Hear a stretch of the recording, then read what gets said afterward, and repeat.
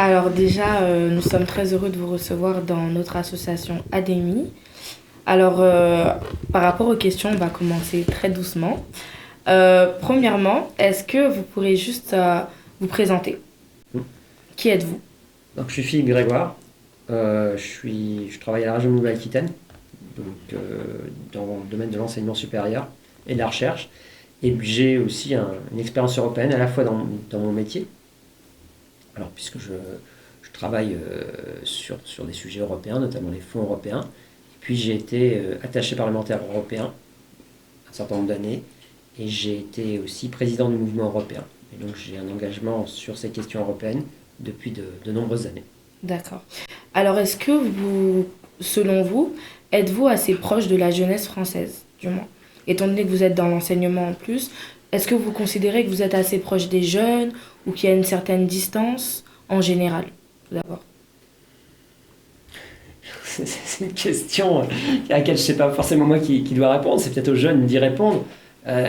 Disons que c'est vrai que la jeunesse est en train de changer, et elle change beaucoup au fil des années. Hein. J'ai été aussi enseignant, ça, je ne vous l'ai pas dit. Mais donc c'est vrai que les jeunes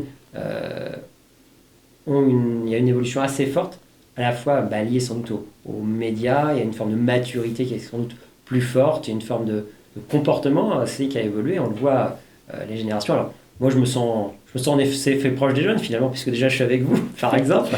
C'est déjà un pas.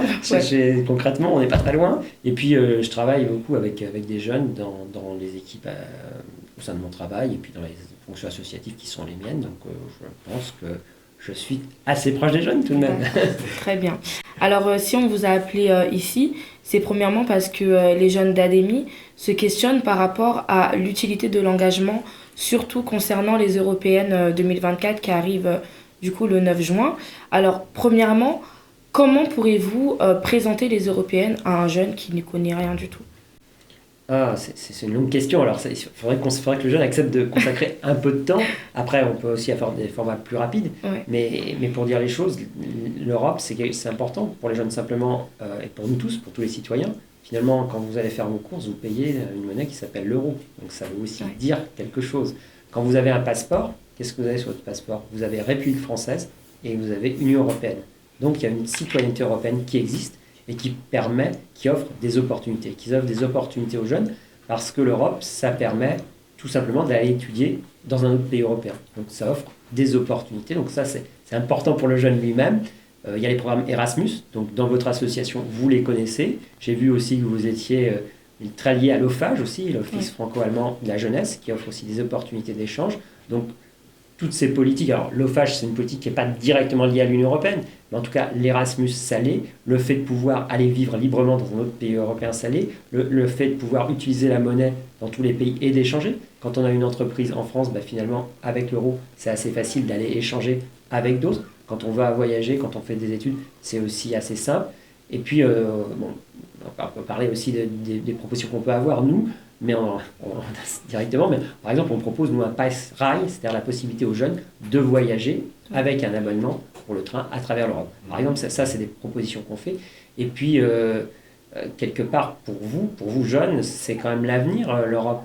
Si on reste à Poitiers, si on reste tout rétréci dans un espace contraint, où la France, ça ne va pas nous permettre de nous développer dans un monde où on a des grands pays comme la Chine, dans un monde où on a les États-Unis aussi qui sont forts, l'Inde.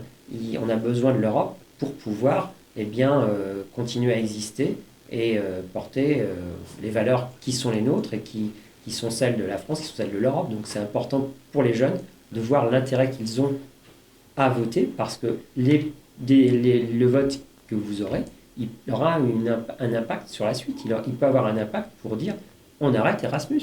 Vous pouvez avoir des gens qui vont être élus, qui vont dire on votera, il n'y aura pas d'Erasmus. Alors, je peux vous préciser ça si vous voulez, mais il n'y aura plus d'Erasmus, ils peuvent arrêter aussi ça.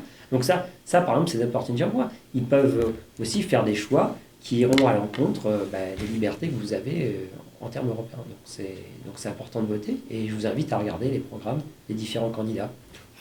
Alors, en parlant de ça, c'est ça. En parlant de ça, nous avons également pu voir que vous êtes sur la liste de Valérie Ayer. Ayé, c'est Ayé, excusez-moi, de Valérie Ayé. Et du coup, j'ai fait quelques petites recherches parce que j'aime beaucoup parler en chiffres.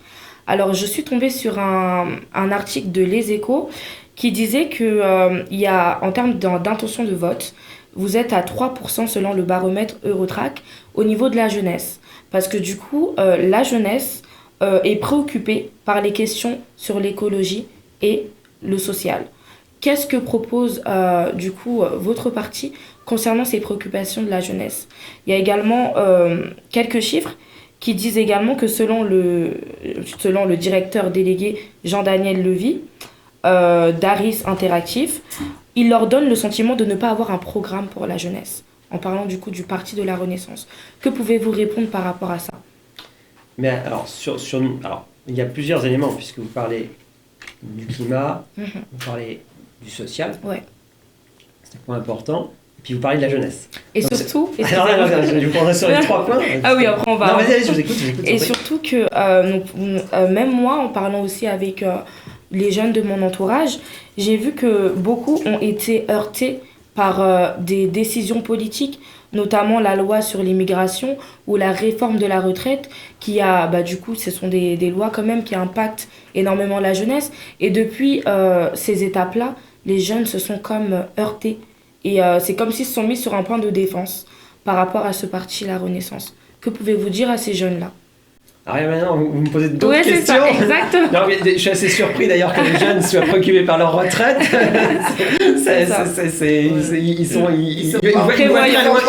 Ils voient très très loin. Ben oui, ils sont prévoyants. Donc sur ce point-là, moi j'ai défendu la ligne. Alors moi je vais répondre sur ces différentes questions, mais Bien il faut sûr. peut-être moi là entre le climat, le social, la jeunesse en Europe, les retraites et puis la loi immigration, ça fait beaucoup de choses en même temps. Et donc, Il n'y a pas une réponse pour tout ça. Non, non, mais alors, j'ai parlé quand même du programme sur les jeunes. Donc, je vous l'ai dit, il y a le Pass-Rail, j'ai déjà évoqué, qui est une de nos propositions. Nous, on souhaite développer les universités européennes, la possibilité d'avoir des diplômes en Europe. On doublé le programme Erasmus, qui est un succès, et ça a déjà été le cas. Et donc, nous, on proposera pour les prochains budgets européens qu'il y ait encore davantage d'Erasmus qui puissent se développer. Donc, la possibilité d'avoir des aides pour aller faire des études en Europe et même à l'extérieur de l'Europe. Donc ça, c'est ce qu'on propose. On propose aussi que cet Erasmus il se déploie à plusieurs âges de la jeunesse, parce qu'il y a aussi les écoles primaires. Enfin, il y a un déploiement plus fort d'Erasmus sur l'ensemble de ces dimensions.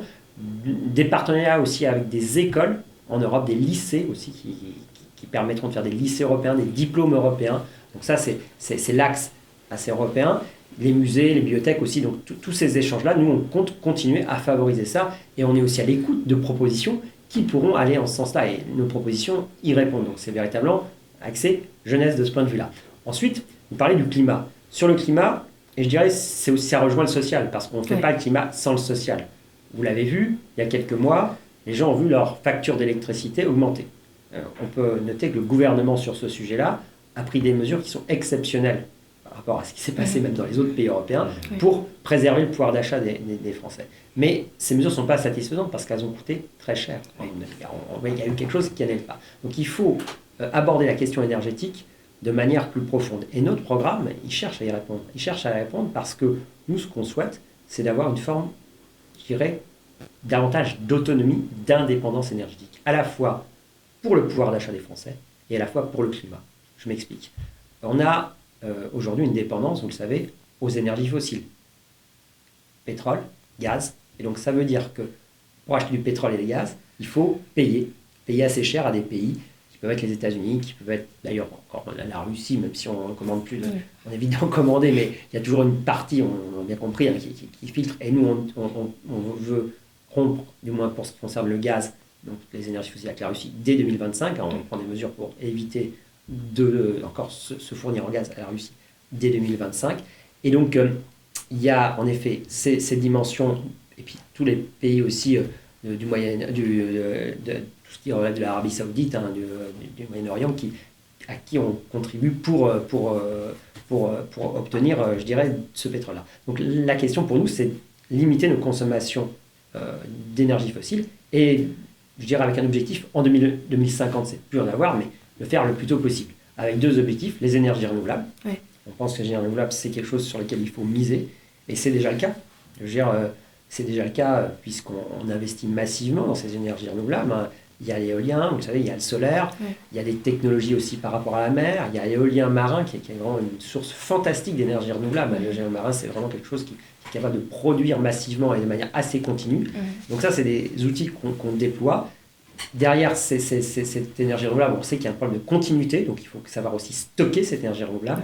Et pour aller vers ces énergies renouvelables, il faut de la recherche. Et donc dans notre programme, on propose des investissements massifs pour pouvoir avoir des technologies qui vont permettre de produire davantage d'énergie renouvelable et avec des technologies qui vont s'améliorer. Il y a un autre plan, c'est la question du nucléaire. Alors, je vais vous dire très simplement, moi je ne suis pas un fan du nucléaire à la base, mais il faut bien reconnaître que le nucléaire, il a un avantage, c'est qu'il n'est pas carboné. Il a deux inconvénients, je dirais, c'est qu'il peut être assez risqué, même si on maîtrise ce risque, mais il n'y a pas eu de grands accidents en France et en Europe, fort heureusement. En tout cas, c'est un élément sur lequel il faut rassurer les gens. Et donc, il y a eu beaucoup de mesures qui ont été prises pour sécuriser les centrales. Et puis, il y a des nouveaux types de réacteurs qui existent, les EPR, qui sont aussi plus sûrs, et puis aussi des nouveaux réacteurs de petite dimension qu'on propose. Là encore, sur ce sujet nucléaire, il y a des évolutions technologiques qui peuvent arriver pour produire mieux, produire plus sûrement. Et puis, il y a l'enjeu des déchets, donc la question du traitement des déchets. Là aussi, la science peut avancer et je crois qu'on peut réussir à traiter ces déchets. Donc, il faut lever un peu les inquiétudes sur le nucléaire, il faut être sérieux sur ce sujet-là néanmoins. Et en tout cas, c'est une voie intéressante parce qu'on décarbone.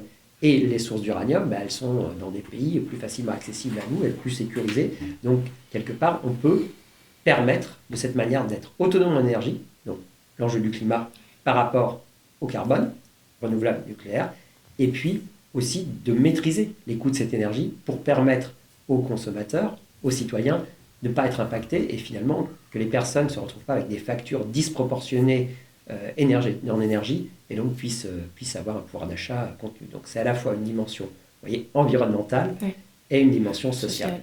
Donc après, on peut développer un certain nombre d'autres éléments, mais je vous ai exposé ce qui en était sur ces sujets. Très bien. Alors. Et concernant du coup cette petite... peut-être que vous voulez voir un peu... Ah oui, peut-être, parce que là... Et du coup, concernant bien sûr cette petite fracture qui s'est faite au niveau de la jeunesse et du coup du camp Macron par rapport aux lois qui sont passées, qu'en pensez-vous? Comment pensez-vous que la réconciliation peut se faire? Parce qu'il y a énormément de jeunes qui se sentent un peu distants par rapport au parti de la Renaissance parce qu'ils ont l'impression qu'ils ne sont pas forcément représentés. Et j'ai également remarqué quelque chose. J'ai vu des chiffres qui m'ont un peu plus ou moins étonnée. J'ai vu qu'apparemment, il y a l'intention de vote concernant le Rassemblement national est de 31%. Et du coup, on peut également voir que Jordan Bardella est très actif sur les réseaux sociaux. Il a 1,1 million d'abonnés sur TikTok. Et on peut voir que même au niveau de la jeunesse, c'est un peu le favori. Et ça m'a un peu choquée. Je me suis dit, est-ce que le fait que la Renaissance ne soit pas parmi la tête de liste chez la jeunesse a un rapport avec le fait qu'il ne soit pas assez actif sur les réseaux sociaux? Parce que la jeunesse, de nos jours, est sur les réseaux sociaux. Il y a peut-être cette question-là. Alors, la majorité présidentielle, il y a Renaissance, il y a le mouvement démocrate. Bien je suis représentant du mouvement démocrate sur cette liste. Je lis, même si voilà, il y a Horizon, il y a le Parti radical et l'UDI qui forment notre liste. Donc, c'est les partis qui sont dans notre majorité. En effet, c'est vrai que vous évoquiez la loi immigration notamment. Et vous voyez, là, vous avez une rupture avec la jeunesse à cause de cette loi immigration. Et après, vous me dites... Bardella est en tête. Alors mais c'est Bardella, ça, encore exactement. Plus, et ça m'a un peu... Donc là, donc on voit que c'est pas forcément cette question-là. Et je rappelle que cette loi immigration a été... donc d'une part, c'est pas la loi immigration lorsqu'elle est passée, lorsqu'elle a été votée à l'Assemblée. Après, je parle pas des épisodes qui suivent le Conseil constitutionnel. Lorsqu'elle a été votée à l'Assemblée, c'est pas la loi immigration que souhaitait la majorité présidentielle. Oui, bien sûr. Je vous rappelle que lors du débat, je veux bien que la majorité présidentielle soit en cause, mais j'invite la jeunesse à regarder la manière dont les débats se sont passés. Les débats se sont passés sur la retraite. Regardez, ils ne se sont pas passés, puisqu'on a voulu empêcher le débat. certain nombre de partis. Alors, je ne sais pas si ces jeunes votent pour ces partis, vous allez me le dire, parce que vous avez étudié les sondages. Mais en tout cas, moi, ce que je constate, c'est qu'il y a un certain nombre de comportements à l'Assemblée qui ne sont pas des comportements civiques, qui ne sont pas des comportements que vous pourriez accepter dans votre association, je suppose. Bien sûr. Et qui ne sont pas des comportements qui sont positifs pour les citoyens. Il y avait, lors de débats sur la retraite, à l'Assemblée nationale, je ne parle pas du Sénat, à l'Assemblée nationale, il y avait 15 jours de débat. Et ils débattent presque nuit et jour, nos députés. Donc voilà, ils travaillent, faut le dire aussi. Et on a vu un comportement d'un certain nombre de représentants de partis qui ont voulu empêcher ce débat. Qu'on ne soit pas d'accord avec la mesure des retraites. Je prends la retraite et je viendrai à l'immigration tout à l'heure. Qu'on ne soit pas d'accord avec la mesure des retraites, c'est une chose. Mais que nous arrivions à en discuter. Et les représentants du Parlement sont là pour en discuter. On peut estimer qu'il fallait plus de temps. 15 jours, quasiment nuit et jour, on ne va pas m'expliquer que ce n'est pas possible, sachant qu'il peut y avoir ensuite une autre lecture, mais enfin, en tout cas, il y avait le temps d'en discuter. Donc il y a une volonté d'un certain nombre de partis, un certain nombre de positions, de ne pas exercer, je dirais, le mandat pour de faire un blocage. Faire un blocage, ce n'est pas exercer le mandat pour lequel ils ont été élus, ce n'est pas faire preuve de citoyenneté, parce que ce n'est pas éclairer les citoyens. Sur ce point des retraites, je rappellerai quand même que Emmanuel Macron s'est présenté à l'élection présidentielle, je sais que ce n'est pas toujours populaire, mais j'ose le dire, et il a affiché son programme. Et il a proposé ce programme. Donc là, il n'y avait pas de surprise. Il n'y avait pas de surprise. Qui plus est, il y a eu des négociations avec les syndicats, il y a eu des négociations avec des partis politiques pour essayer d'avancer. Donc d'ailleurs, la loi a évolué. Macron n'a pas appliqué son programme à la lettre, justement. Il y a eu une évolution. Donc voilà, ça. Mais en revanche, le débat n'a pas eu lieu. Et je trouvais que c'était un peu déplorable d'observer ce qu'on a observé. Je pense que beaucoup de citoyens ont ressenti la même chose, même s'ils étaient très opposés à cette loi. Deuxième point sur la loi immigration, le débat n'a pas eu lieu non plus, puisqu'il y a eu une motion de rejet. Les partis ont refusé, du Parlement ont refusé de discuter la loi. Il y a eu un refus. Donc voilà, il y a un moment, c'est un sujet qui préoccupe les Français, qui préoccupe peut-être la jeunesse aussi, puisqu'ils votent pour, certains votent pour Jordan Bardella, semble-t-il. Et donc, on ne peut pas dire que ce n'est pas un sujet qui préoccupe les Français. Pour diverses raisons, il faut dire les choses aussi franchement là-dessus, et je veux dire que la représentation parlementaire, il aurait été sain qu'elle en discute. Je pense que le débat a été piégé, et puis, après, elle a été adoptée comme elle a été adoptée, le Conseil constitutionnel a dit ce qu'il avait dit. Je préférerais parler, si vous voulez, plus de la loi, de la directive Asile-Immigration du Parlement européen, qui, elle, reprend davantage, quelque part, les éléments de notre majorité présidentielle, qui à la fois souhaite qu'on puisse, si vous voulez, mieux identifier les personnes qui souhaitent rentrer illégalement, et voir si c'est légal ou pas légal, c'est un point.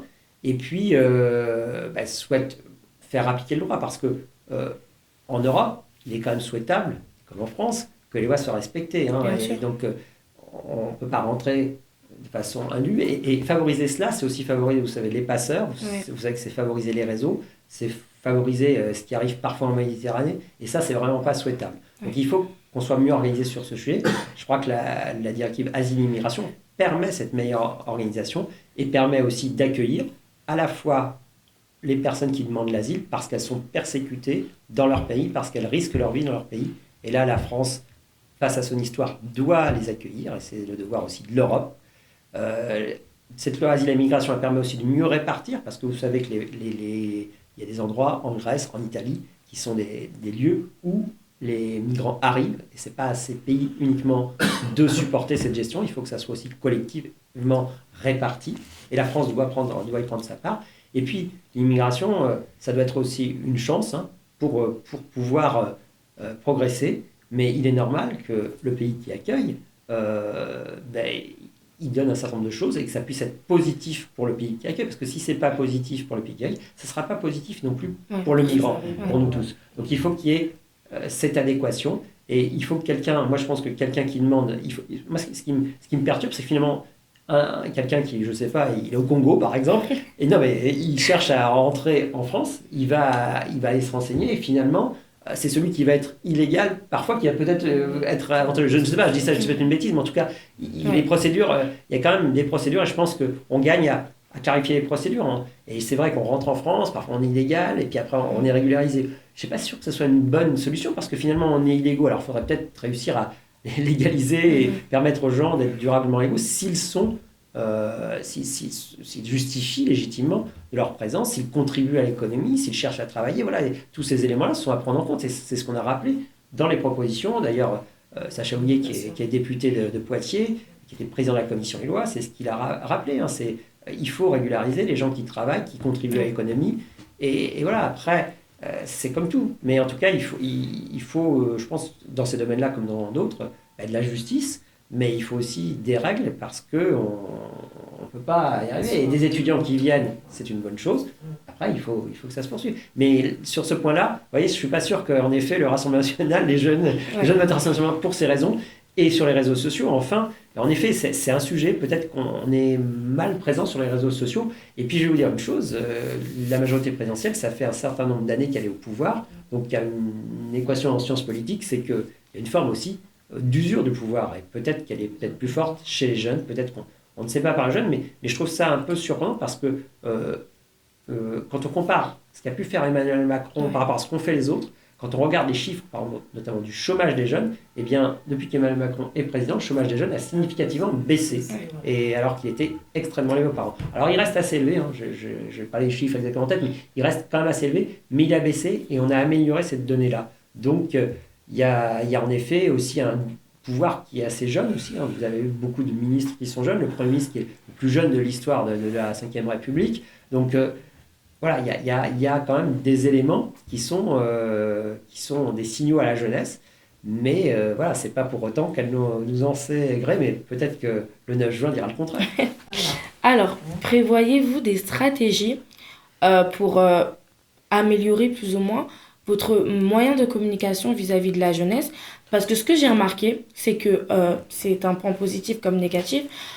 Au niveau de la jeunesse, en termes d'information, je ne sais pas si le problème c'est qu'ils s'informent mal ou si c'est l'information qui arrive à eux de la mauvaise manière. Parce que j'ai vu qu'énormément de jeunes aimeraient s'intéresser à la politique, mais ils se basent des bad buzz. C'est-à-dire ils se basent sur des bad buzz. Il y a quelques temps, il y a eu un bad buzz concernant du coup la tête de liste du Parti de la Renaissance, Valérie Hayé, il y a une photo d'elle qui a circulé avec les néofascistes. Et j'ai vu que énormément de jeunes ont réagi à chaud sur les réseaux sociaux et beaucoup même me disaient mais Keïna, c'est pas ton parti, etc. Et moi j'étais là en mode ouh là là là là, que puis-je dire? Donc que pouvez-vous dire à ces jeunes par rapport à toutes les informations qu'ils reçoivent sur les réseaux sociaux? Comment peuvent-ils réagir à ça? Ouais. Nous, on a sur ce point-là un point sur les réseaux sociaux, puisque ça fait partie aussi de notre programme. Ouais. C'est la question de la majorité numérique à 15 ans et donc de la préservation. Donc le fait que les jeunes avant 15 ans sont contrôlés par leurs parents sur ces sujets-là et qu'on limite aussi, c'est une volonté du Premier ministre qui l'a rappelé, Gabriel Attal, sur ces enjeux de réseaux sociaux, sur ces enjeux numériques plus globalement, qu'on limite l'accès des jeunes à ces réseaux quand ils sont vraiment très jeunes. Et donc c'est vraiment important de pouvoir se construire, de pouvoir lire des choses pour pouvoir se distancier et pouvoir quelque part en apprenant l'information, en utilisant d'autres médias, en lisant, en regardant des documentaires, en regardant des vidéos, c'est de discerner les choses. Et plus c'est vrai, on est acculturé à ça, plus on est capable de se dire oh là là, qu'est-ce que c'est que ça? Mais c'est vrai que les réseaux sociaux sont un monde redoutable. Et vous évoquiez donc la photo qui est une photo réelle, c'était pas parce qu'on peut avoir aussi des mises en scène. Je vous invite à regarder on peut inventer des gens qui parlent et qui disent le contraire de ce qu'ils pensent. C'est aujourd'hui avec l'IA, on peut imaginer tout un tas de choses et il se passe tout un tas de choses. Donc là, il faut quelque part une éducation à ces médias. Et l'école a son rôle, mais votre association peut-être peut l'avoir. Et c'est vrai que c'est important d'éduquer à ça. Pour ne pas se tromper, éduquer, c'est une éducation à la citoyenneté, c'est une éducation à la fois à la connaissance du monde et de ses évolutions, et ça, on en a besoin dans le monde actuel. Donc, je pense qu'il faut miser là-dessus, mais c'est vous qui savez peut-être mieux comment faire, mais l'éducation a un rôle, et je pense que l'éducation nationale réfléchit à ça, mais on met du temps, parce que les mutations là, qui concernent ce numérique, ce monde numérique, elles vont à une vitesse fantastique, et l'éducation nationale s'adapte souvent un temps après, mais elle n'est pas capable non plus de gérer ça de manière rapide. En revanche, il y a aussi eu des mesures européennes sur ces sujets-là. Je vous rappelle que désormais, il y a quelques années, vous allez sur un site où on ne vous demandait pas de valider les cookies ou pas valider les cookies. Désormais, on vous demande. Alors après, ils vous disent on s'abonne pas, vous devez payer. Il y a un débat, et alors là-dessus, il y a la justice, je crois, qui est saisie sur ces sujets. Est-ce que c'est légitime de dire soit vous payez, soit vous donnez vos cookies? Donc ça, il y a des interrogations là-dessus. Alors, peut-être pas sur tous les sites, mais enfin, c'est interrogé. En tout cas, c'est l'Europe qui a mis en place cette régulation-là. Il y a aussi le DMA et DSA, qui sont deux réglementations européennes qui ont été adoptées au cours du mandat précédent et donc qui ont été portées par la majorité présidentielle, qui sont à la fois une régulation du numérique à travers les grands acteurs numériques, Meta, Alphabet, tous ces grands acteurs, Amazon, et pour permettre de protéger aussi les acteurs européens. Parce qu'il y a des acteurs du numérique européen, et donc comment on les protège. Et puis il y a DSA qui est plus par rapport au contenu en ligne, parce qu'on dit beaucoup de choses, et beaucoup d'insultes, beaucoup d'agressivité, beaucoup de mensonges aussi. Et donc, comment réguler tout cela? Alors, je ne dis pas que c'est la solution absolue, en tout cas, il y a des mesures qui ont été prises. La mise en œuvre de ces mesures se fait aussi progressivement, donc pour protéger les gens des fake news, en effet, des fausses informations. Mais ça vient aussi du rapport à la science. Je ne sais pas si vous avez vu, par rapport à ce qui s'est passé lors de la Covid et par rapport au rapport au vaccin et ce qui a pu être diffusé, donc ce qui a pu mettre en doute la qualité des vaccins, et alors que c'était totalement erroné. Donc il y a la fois, je mets en lien ce rapport à l'information et puis ce rapport à la science. Voilà, la science, c'est un lieu où si on débat, on ne dit pas forcément les choses sont comme ça, mais en tout cas, sur les vaccins, il n'y avait pas trop de doute. Donc, non, mais voilà, moi je pense que c'est une question d'éducation. Et puis, c'est vrai que c'est des outils que les partis doivent s'approprier et que l'on doit maîtriser. Mais c'est vrai que quand il y a eu, vous vous souvenez, là en Nouvelle-Calédonie, l'actualité malheureusement est escalée, mais les réseaux sociaux jouent un rôle dans ce qui s'y passe, quoi. Donc, on peut penser ce qu'on veut de ce qui se passe en Nouvelle-Calédonie, ça a été mal fait, ça a été bien fait. Voilà, en effet, mais en tout cas, si on coupe TikTok, eh bien, on peut peut-être éviter de la violence. Alors, c'est pas antidémocratique parce que, je veux dire, c'est un moment et TikTok reviendra, pas de problème. Mais en revanche, si TikTok entraîne des gens qui meurent, faut peut-être l'arrêter, quoi. Bien sûr. Bah, d'ailleurs, avant-dernière du coup, en parlant du coup de violence, on a vu qu'il y a quelques temps, il y a eu un drame qui s'est passé à Poitiers, un jeune qui a été tué à la foire. Et du coup, j'aimerais savoir, est-ce que les Européennes ont mis en place des mesures pour lutter contre la violence, notamment chez les jeunes? Parce que nous voyons que si on analyse un peu cette période, la violence, surtout au niveau des jeunes, elle s'est accrue, elle a augmenté. Est-ce que les Européennes ont un programme par rapport à cette violence, à la sécurité de la jeunesse? Ce n'est pas la compétence directement de l'Union européenne que de lutter contre ces actes-là. Et c'est plus, en effet, ça reste plus du national. Mais dans ce que j'ai pu vous dire, tout simplement, ce que je vous dis juste avant sur les réseaux sociaux, puisque c'est un des facteurs qui peut entraîner la violence. Donc, les lois européennes, elles tendent à contrôler ça, elles tendent à faire que les contenus mensongers, les contenus qui peuvent être nuisibles, eh bien, il faut les limiter. En tout cas, voilà, après, il faut la liberté d'expression aussi, mais en tout cas, on va les limiter. Donc, c'est une loi, même si ce n'est pas directement sa compétence.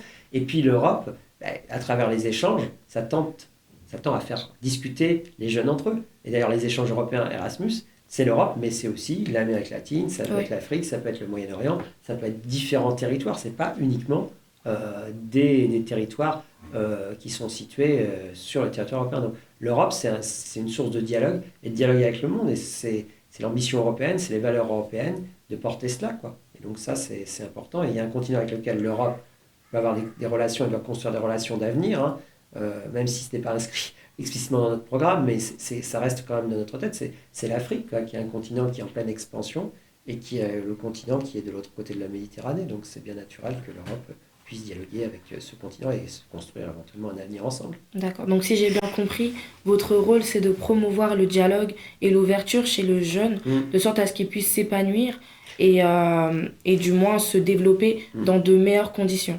Oui, et puis après, il y a en effet, quelque part, il y a l'idée aussi, alors je vais ajouter d'autres éléments, si c'est des éléments plus sécurité, puisque je vous disais que ce n'était pas une compétence propre. Ceci dit, nous, on propose de renforcer les moyens de police et de justice en commun, donc de partager les moyens, parce qu'en Europe, quand on partage les moyens, on est plus fort pour s'informer, y compris voyez, il y a eu deux personnels de l'administration pénitentiaire qui ont été assassinés il y a quelques jours. Et on partage l'information. Et ça, c'est quelque chose qu'on souhaite, nous, renforcer, à la fois au niveau de la justice, au niveau de la police. Et un exemple, hein, quand vous mettez un médicament, et quand il s'agit de mettre un médicament sur le marché européen, c'est tous les Européens qui se mobilisent, tous les scientifiques européens qui font l'analyse pour savoir si c'est bien ou si c'est pas adapté, si c'est potentiellement positif ou négatif en termes de soins. Parce que quand vous êtes au Luxembourg, vous n'avez pas beaucoup de pharmaciens, de spécialistes de tous les domaines. Avec l'Europe, vous avez des spécialistes. Les spécialistes, il va être à Milan, il va être à Bratislava, il ne sera peut-être pas en France. Et donc vous aurez cet échange. Et sur le médicament, c'est l'Agence européenne des médicaments qui fait la norme. Et d'autres pays prennent le modèle de l'Europe, prennent du moins les avis de l'Agence européenne du médicament pour pouvoir introduire le médicament. Donc on voit qu'en Europe, on est plus fort. Et sur le domaine de la sécurité, c'est aussi un élément qui n'est pas négligeable, hein, puisque on peut imaginer que certains groupes qui peuvent vouloir, qui sont organisés, hein, je sais pas, je pense que dans le cas du jeune, je ne sais pas si c'est organisé, mais en tout cas, sont dans d'autres pays, et donc il faut avoir des oreilles ailleurs, il faut partager les informations pour pouvoir améliorer ça. Après, le climat de violence qui naît, voilà, on peut que le déplorer, et il est lié sans doute à un certain nombre de facteurs, mais les réseaux sociaux, peut-être, mais je ne crois pas seulement. Oui, d'accord. Et dernière question du coup, lorsque, admettons, si la chance est de votre côté, le parti Renaissance sera élu pour les européennes, quel sera votre rôle? Alors moi, je sais pas Qui qui sera êtes-vous? bon. Non, mais bon, après, moi, je vais vous dire, je suis 56e de la liste, donc j'ai très peu de chances d'être élu. Au moins, vous êtes dans la liste. Je suis sur la liste. Non, mais après, le rôle, de toute façon, là, moi, ce que j'aurais comme rôle, c'est de me faire le relais ici localement, déjà comme je le fais à travers l'association Renew Europe, de la majorité présidentielle sur le territoire, et puis d'organiser, nous on organise des réunions assez régulièrement, des cafés européens pour informer. Donc je vous invite à y participer pour informer, et on pourra peut-être même faire un café européen, pourquoi pas ici, ça peut être une opportunité, on peut s'associer avec nous un jour pour faire un café européen, et donc où il y a des spécialistes qui viennent nous exposer un certain nombre de choses, mais on peut trouver une forme différente avec des questions, ça peut, voilà, nous notre rôle c'est de faire vivre aussi la citoyenneté européenne sur le territoire, et puis après si on a la chance d'être élu, c'est d'entrer dans des commissions qui peuvent nous intéresser. Il y a plein de sujets qui m'intéressent. Hein. J'ai parlé des transports, l'énergie, enfin, les affaires étrangères. Beaucoup de sujets sont passionnants de toute façon, et donc j'ai pas de questionnement là-dessus. Mais je pense qu'on a besoin davantage identifier l'Europe sur les territoires. Et sur ce point-là, j'ai un certain nombre d'idées. Alors, je n'ai pas le temps de les exposer là-dessus avec vous. Mais en tout cas, voilà, j'ai un certain nombre d'idées et je pourrais porter, par exemple, ce sujet-là. Même si je ne suis pas élu, je le porterai quand même. D'accord, parfait. Alors, Monsieur Philippe Grégoire, un dernier mot pour, du coup, ces jeunes qui... Est-ce que vous avez été convaincus? Les jeunes ici, avez-vous été convaincus? Est-ce que vous avez des questions? Ou ça a été assez clair pour tout le monde? Oui, ça a été assez clair. Enrichissant. Enrichissant, parfait. D'accord. Et Et vous vous serez irez voter. prête, oui. Vous irez voter. Vous irez voter. Ah, mais La oui, majorité la majorité. Est-ce que vous avez la Ouais. majorité pour la voter? majorité Oui. présidentielle. Vous avez quel oui. âge? 17 ans.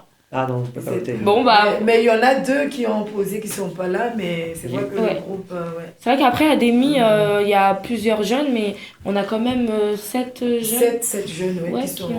ouais, un dernier mot pour Il y a conclure. Un appel à lancer à la jeunesse. Ouais, Ouais. bien Pas sûr. surprise d'aller voter. Dernier mot pour la jeunesse. Bon, bah, alors, Dernier mot, on appelle à aller voter. Non, mais c'est comme ça. Oui, en effet, de toute façon, ce qui est joli pour les jeunes de l'ADEMI, et même Ouais. tous ceux qui sont dans l'association ADEMI, parce que ça touche les jeunes, mais ça touche ce quartier-là. Hein. Oui. Il faut dire que dans ce quartier-là, qui est celui des couronneries, souvent les taux de participation sont plus faibles Ouais. que dans le monde rural ou que dans d'autres quartiers plus centraux. C'est dommage, parce que si vous participez plus, vous pourriez faire entendre votre voix. Bien Et donc sûr. c'est valable à cette élection, c'est valable à d'autres élections. Donc moi ce que je vous invite c'est en effet à participer, à faire participer, et évidemment puisque vous m'invitez je vais vous dire Oui. à inviter vos amis à voter, déjà premièrement voter, mais c'est vrai voter pour la majorité présidentielle parce que je pense que c'est nous évidemment on a exercé le pouvoir, je dis, il y a une forme d'usure de pouvoir, mais on a des professions qui sont plus exigeantes. Je vous invite à regarder la démagogie aussi de certains, je me permets de faire de la politique ici, mais de certains autres acteurs qui parfois incite à la violence, de fait, joue sur les communautarismes, c'est pas notre rôle. Alors, c'est pas dire qu'on respecte pas les communautés, au contraire, elles ont leur rôle, mais ces communautés, elles doivent pas être excitées pour créer ce qui peut être des conflits, ce qui peut être de la violence, ce qui peut être malsain. Et donc nous, on est une liste qui joue pas sur ce jeu-là, qui joue pas sur le rejet de l'étranger, qui joue pas sur la flatté, je dirais, des communautés, mais qui joue sur une force d'exigence citoyenne. Alors, c'est peut-être pas facile de ce point de vue-là, mais en tout cas, on pense que c'est la voie pertinente et c'est la voie qui permet aux jeunes et aux moins jeunes d'avoir leur liberté